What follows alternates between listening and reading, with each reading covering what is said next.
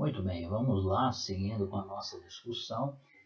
Agora nós vamos iniciar uma série de vídeos que são conectados a uma história única. Eu vou chamar aqui de comportamento de contaminantes em sistemas aquáticos. A gente vai entender um pouco como essas substâncias se comportam, os contaminantes poluentes se comportam nos sistemas aquáticos. Vamos entender como eles, inicialmente, nesse primeiro vídeo,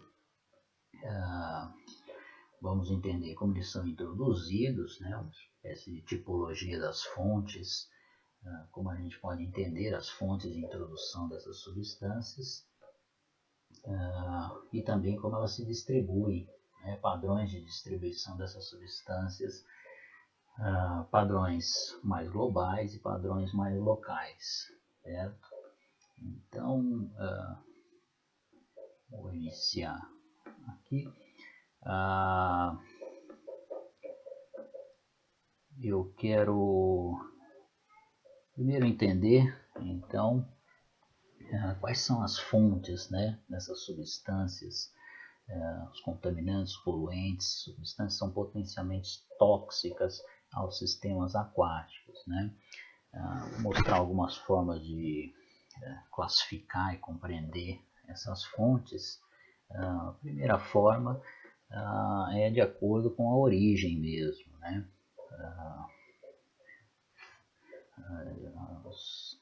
As fontes de substâncias potencialmente tóxicas podem ser divididas em fontes antrópicas, aquelas cuja gênese dos contaminantes são das atividades humanas. Então, temos aqui uma série de exemplos, mas não é uma lista exaustiva, não, naturalmente. Temos aqui a introdução de agrotóxicos nas lavouras, temos efluentes industriais, introdução de substâncias tóxicas na atmosfera, atividades produtivas de óleo e gás, efluentes domésticos, navegação. Tem uma série de fontes que são chamadas fontes antrópicas, ou seja, tem origem, tem gênese nas atividades humanas, né? São essas as mais conhecidas. Quando a gente fala de poluição, a gente imediatamente relaciona com as fontes antrópicas. Mas o interessante é que fontes ou substâncias potencialmente tóxicas nem sempre vêm apenas de fontes antrópicas, nem sempre vêm das atividades humanas. Existe uma série de fenômenos naturais que introduzem substâncias potencialmente tóxicas, por exemplo, metais. Já falei no vídeo anterior e nas discussões em sala de aula, que metais são naturais, metais são elementos que são encontrados na natureza, não são elementos sintéticos, não são produzidos em laboratórios, não são produzidos pela indústria. Obviamente que as atividades humanas, atividades industriais, por exemplo, concentram os metais e, portanto, essa concentração de metais, concentração de resíduos, efluentes, resíduos sólidos, efluentes atmosféricos, efluentes líquidos, essa concentração causa modificações nos sistemas naturais, né? Mas os metais, em essência, eles são naturais, têm fontes naturais. Queimadas florestais introduzem muitos metais na atmosfera. Aqui são alguns números, né, de introdução de metais na atmosfera, só para a gente ter um exemplo. Aqui nós não estamos falando exatamente de sistemas aquáticos, portanto, mas vocês vão ver que substâncias na atmosfera eventualmente podem chegar em sistemas aquáticos. Então, queimadas, vulcões, o próprio spray marinho, aquela gotículas, né, que vem nos mares e oceanos a partir da hidrodinâmica, elas contêm metais, poeira, né, tudo isso contém metais. E aqui é um trabalho mostrando a contribuição de metais à atmosfera uma estimativa, né? Veja que existem muitas fontes naturais de metais, de introdução de metais, certo? Bom, fontes naturais também, obviamente, o temperismo das rochas. As rochas contêm naturalmente metais e, em alguns casos, existem rochas que são, ou formações geológicas que são extraordinariamente ricas em metais, inclusive gerando riscos à saúde humana a partir do intemperismo dessas rochas, chamadas anomalias geológicas. Existem algumas evidências de que, por exemplo, o litoral sul do estado de São Paulo representa uma anomalia geológica de arsênio, e há evidências de um certo problema da saúde de algumas populações rurais que utilizam água enriquecida com arsênio. Isso é um problema, por exemplo, em outros países, Bangladesh, um problema de saúde pública seríssimo, água enriquecida com arsênio. Por quê? Poluíram com arsênio? Não, porque o arsênio é natural daquela formação geológica específica lá de Bangladesh, pelo menos em algumas regiões, problema espalhado lá no país. Então, isso precisamos compreender, né? Uma substância potencialmente tóxica tem origem natural. E isso é uma discussão importante para a ecotoxicologia, porque para sedimentos estuarinos, sedimentos de manguezal, sedimentos que são ricos em matéria orgânica, algumas substâncias produtos da degradação da matéria orgânica, que são naturais de sistemas estuarinos e manguezais, elas são tóxicas. Então, muitas vezes isso acaba confundindo, né, aqueles pesquisadores que vão fazer algum estudo sobre a qualidade ambiental de sedimentos de manguezais e percebem, fazem testes de toxicidade, por exemplo, os sedimentos dão tóxico, eles já podem atribuir uma má qualidade ambiental desse sedimento. Não é verdade, ou nem sempre é verdade. Muitas vezes são substâncias naturais que estão causando aquela toxicidade observada naqueles sedimentos que esses especialistas testaram em seu laboratório. Portanto, é preciso estar atento a esses fatores interferentes, fatores naturais. Essas substâncias de produtos de degradação da matéria orgânica são principalmente amônia e sulfetos. São muito comuns de interferir em resultados de teste de toxicidade de sedimento. Então, isso é importante a gente lembrar. Muito bem, outra forma de classificação das fontes, a gente já viu uma forma de classificação de acordo com a gênese, né, dessas substâncias potencialmente tóxicas. Elas podem ser de origem antrópica ou natural, mas podemos entender as fontes a partir, digamos, de um olhar de escala espacial. Temos as fontes que são pontuais, que é uma fonte pontual. Uma fonte pontual é aquela fonte de contaminação ou poluição cujos limites são discretos. A gente consegue enxergar os limites daquela fonte específica. Estou falando aqui, por exemplo, de determinadas indústrias, né, terminais portuários. Aqui nesse exemplo, né, no relatório da CETESB, Lamparelli mostra uma série de fontes pontuais de substâncias potencialmente tóxicas aqui no sistema Estuarina de Santos, de São Vicente e Baía de Santos, né?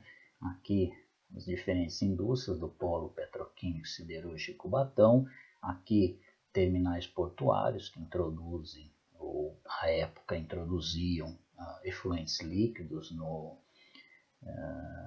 no estuário de Santos, os emissários submarinos de esgoto aqui, né, nesse recorte espacial, temos 3 emissários aqui, então são fontes discretas de introdução de contaminantes, de efluentes como contaminantes, como poluentes para este ambiente, certo? Em contraposição às fontes pontuais, nós temos fontes difusas, onde já não há uma delimitação dos limites, né, das fontes de introdução dessas substâncias potencialmente tóxicas, né? A introdução acontece a partir de grandes áreas, né? Então, alguns fenômenos estão relacionados a fontes difusas, né? Por exemplo, o escoamento superficial rural, o escoamento superficial urbano, onde as substâncias que estão depositadas na superfície, com as chuvas, elas são lavadas e são carreadas até os sistemas aquáticos, né? Então, é uma introdução importante de o escoamento superficial rural e urbano, são fontes difusas importantes de introdução de substâncias potencialmente tóxicas nos sistemas aquáticos. Tem a deposição atmosférica também. Falei para vocês que aqueles metais na atmosfera eventualmente podem chegar aos sistemas aquáticos, né, através precisamente do fenômeno de deposição atmosférica, onde, né, uma vez na atmosfera, essas substâncias, por deposição seca, mesmo por gravidade, elas podem chegar aos sistemas aquáticos, ou por deposição úmida, a partir das chuvas, precipitação, elas podem chegar nos sistemas aquáticos. Aqui só um mapinha exemplificando, né, os padrões médios conjuntos de deposição seca de nitrogênio, né? Veja como em grandes áreas de deposição, né, de nitrogênio, claro que tem maior deposição mais próximos às fontes, né? Áreas muito industriais aqui da China, norte da Índia, e o leste americano, Europa ocidental, mas veja que há um espalhamento, né? Quer dizer, nitrogênio que vai para a atmosfera, isso se espalha e eventualmente se deposita em outras áreas, né? É uma fonte difusa, então nós estamos falando aqui de tipos de fontes. Vimos as fontes pontuais, que têm limites discretos, você observa os limites dessas fontes, onde elas são introduzidas, onde as substâncias são introduzidas, a partir das quais as substâncias são introduzidas, e temos as fontes difusas, onde, na verdade, a fonte de introdução dessas substâncias são grandes áreas. Uma outra forma de compreender, né, as fontes de contaminantes, substâncias potencialmente tóxicas, é a partir agora de um recorte, um olhar temporal. A gente viu um recorte espacial, agora vemos um recorte temporal, introdução crônica ou introdução aguda, né, de contaminantes poluentes. As crônicas são aquelas introduções normalmente em baixas doses, baixas concentrações, mas persistentes no tempo, né? Então, por exemplo, em determinado porto, pequenas introduções de pequenos vazamentos de óleo, mas isso acontece todo dia, né? Isso acaba contaminando de forma crônica o ambiente aquático, nas vizinhanças, né? Na área de influência de um porto. Por quê? Porque tem grandes vazamentos? Não, os grandes vazamentos muitas vezes são raros, mas tem pequenas introduções que acontecem diariamente, mas regularmente. Então, é possível dizer que há uma contaminação crônica, né, para muitas atividades humanas, introduções crônicas de substâncias potencialmente tóxicas para muitas atividades humanas, né? Atividades industriais mesmo, né? O exemplo de Minamata no Japão, que nós já conversamos.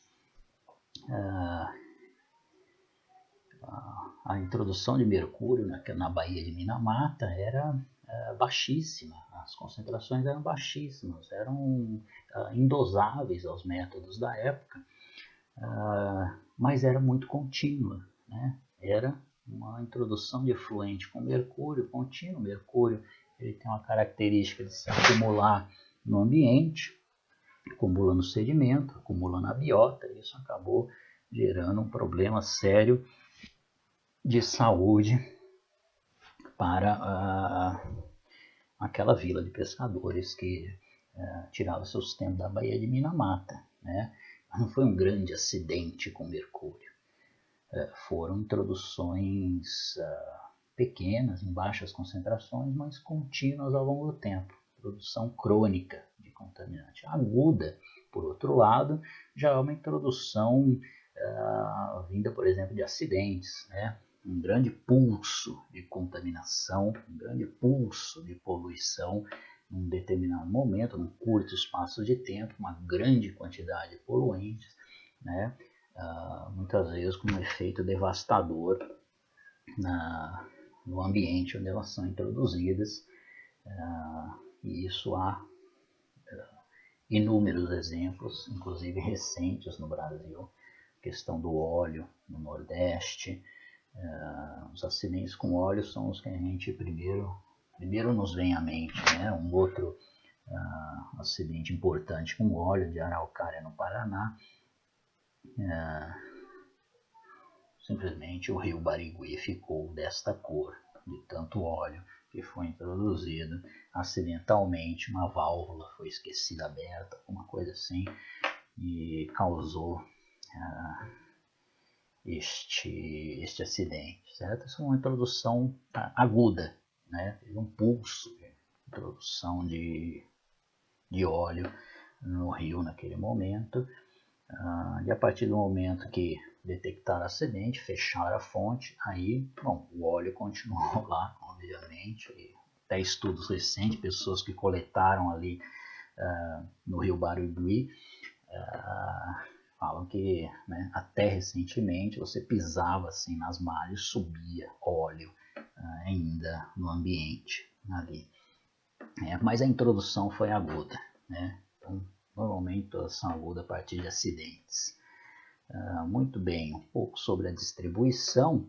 Então, nós temos como essas substâncias se distribuem, né? Uma vez introduzidas no ambiente, elas podem se distribuir em diferentes escalas, né? Por exemplo, aqui a gente pode ver um estudo publicado em 2013, o pessoal do Instituto Oceanográfico da USP, que coletaram amostras de tecido de diferentes organismos, aves, tartarugas, peixes, não lembro exatamente quais foram, biota marinha eles chamam aqui no resumo, no arquipélago São Pedro e São Paulo, para avaliar o que? POPs, poluentes orgânicos persistentes. O arquipélago São Pedro e São Paulo, o seu ponto mais próximo à costa brasileira, ele está a 950 quilômetros do ponto mais próximo da costa brasileira. Então, é um arquipélago absolutamente isolado de qualquer atividade humana e nem por isso não há contaminação por poluentes orgânicos persistentes ali, né? Na biota marinha. Foram encontrados PCBs, DDT, foram encontrados alguns poluentes orgânicos persistentes ali nos tecidos dos organismos, né? E como foram parar essas substâncias ali naqueles organismos, né?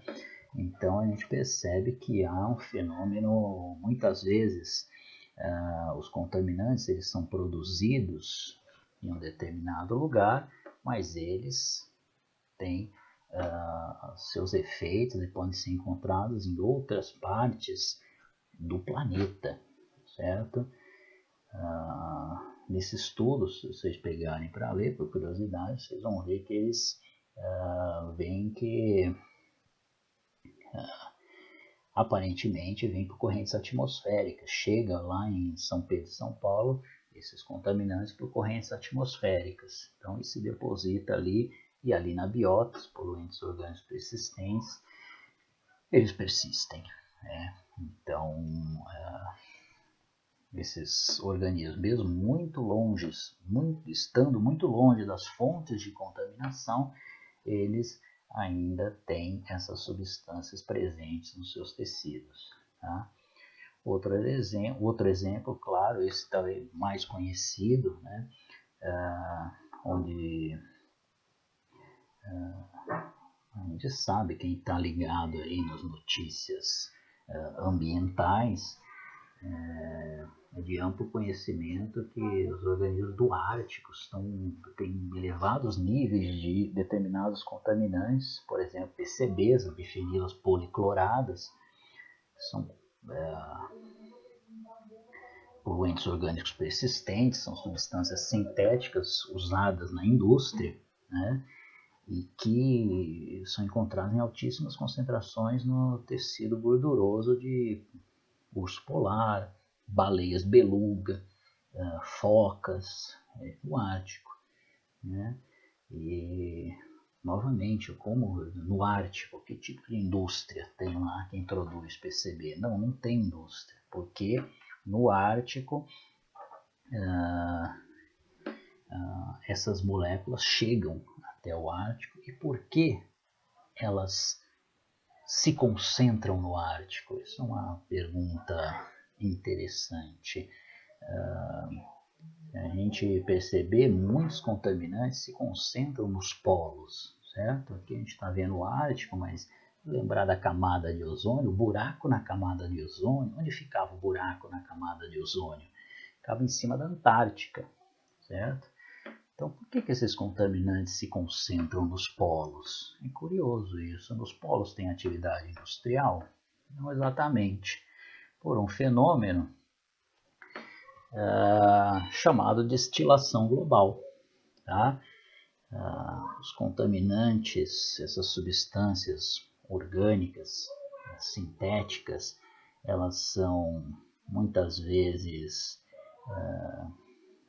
produzidas ou utilizadas em larga escala nas baixas latitudes, mas elas não ficam nas baixas latitudes, ou seja, né, baixas latitudes, aqui latitudes próximas do Equador, né, região equatorial, região tropical, né, são aqui que elas são produzidas e usadas, mas elas se acumulam nas altas latitudes, essas substâncias. Por quê?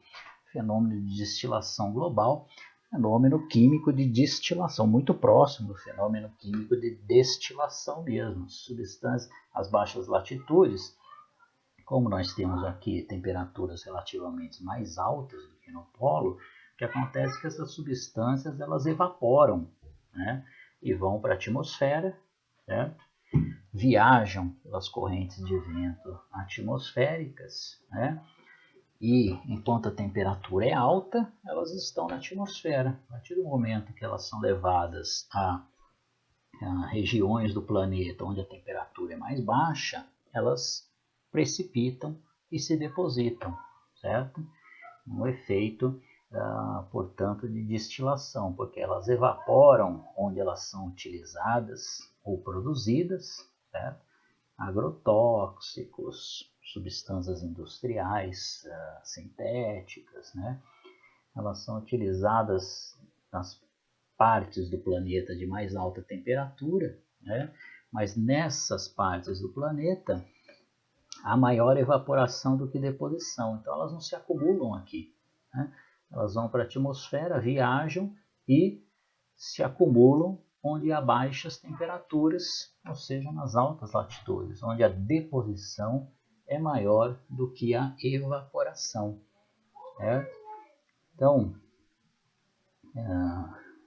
apesar de nas baixas latitudes a gente ter o maior uso, a maior produção dessas substâncias, elas normalmente não se acumulam, né, em grande escala nessas regiões, elas vão se acumular nos polos, onde você tem um processo de transporte, né, que se depositam quando a temperatura fica mais baixa, elas precipitam, né, e se degradam muito menos, porque as altas temperaturas contribuem para a degradação dessas substâncias orgânicas. Baixa temperatura as conserva, então elas ficam aqui gerando nos polos seus efeitos tóxicos nefastos e acumulando. Isso que é um grande problema, acumula nos tecidos lipídicos, principalmente, desses organismos, né, que a gente viu aqui anteriormente. Então esse é o fenômeno de destilação global, explica por que nos polos nós temos esse acúmulo de contaminantes, mesmo estão distantes das fontes de contaminação. E, muito bem, para finalizar, aqui uma distribuição mais, ainda falando sobre distribuição de contaminantes e poluentes, aqui numa escala menor, não é uma distribuição global aqui, esse aqui é o Sistema Estuário Baía de Santos, né? E aqui é um determinado índice, o estudo do professor Denis Abessa, lá da Unesp de São Vicente, que foi dados do doutorado dele, e mostra aqui, a partir de um índice que ele calculou de contaminação, distribuição da qualidade dos sedimentos, mostra um acúmulo, né, de contaminantes em algumas partes, principalmente nas partes internas do estuário, certo? Nas curvas, certo? Partes internas, enquanto que na Baía de Santos nós temos aqui, ó, se a gente entender a escalinha aqui, quanto mais próximo do verde claro, menos contaminantes, certo? Menor a quantidade, menor a concentração de contaminantes. À medida que vai decaindo para o vermelho, vai aumentando a concentração de contaminantes. Isso é uma análise no sedimento que o Denis Abessa fez, né? Então a gente vê que na Bahia a condição é relativamente boa, certo? Tem aqui, claro, no meio da Bahia, o que é isso aqui? O emissário submarino, certo? Mas ainda com concentrações relativamente baixas, e onde a pior condição ambiental nas partes internas. Por que essa distribuição desta forma? Isso é muito comum nos ambientes estuarinos, né?